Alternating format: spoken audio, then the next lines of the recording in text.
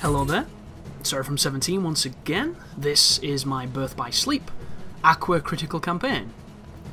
This is the Enchanted Dominion boss. It is the infamous dragon.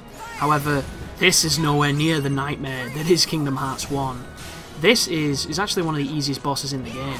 You just want to stay back here, you want to hit it with a ton of spells, and if you build towards Spellweaver, you want to unleash that. The only times that you'll get yourself in trouble is moments like just then, where I use a move that overextends me, and I put myself in the range of that stomp. If you stand where I'm stood here, none of this shit should hurt you at all. You shouldn't even get touched. And then when the...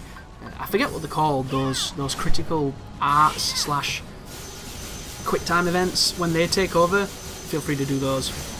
Also, if you can hit the head, I think it's critical hit spot, so you want to always aim for that. But the biggest problem here, of course, is the game's attack system is based on momentum. So when you press attack, when you're locked on, your character will move towards them. It's not one of those games where your character doesn't move at all unless you make them. And there are good parts of that and bad parts of that, but you can put yourself into a pretty bad spot if you end up, as I've mentioned, overextending. But this is really, really simple compared to some of the bosses. Like, compared to... what's that lady's name? Maleficent. Maleficent on this level is it Ventus who does that? That is a really tough boss. That's like one of the hardest campaign bosses in this game, because for the most, the game works really well. So fighting the bosses is more of a pleasure than anything else, because there are legitimately great ways to beat them up. Like, right now, I'm on this dude's back, I get free reign to beat him up, or she, I'm not entirely too sure. I think it is Maleficent, isn't it, the dragon? She turns into it. So technically, it's a she.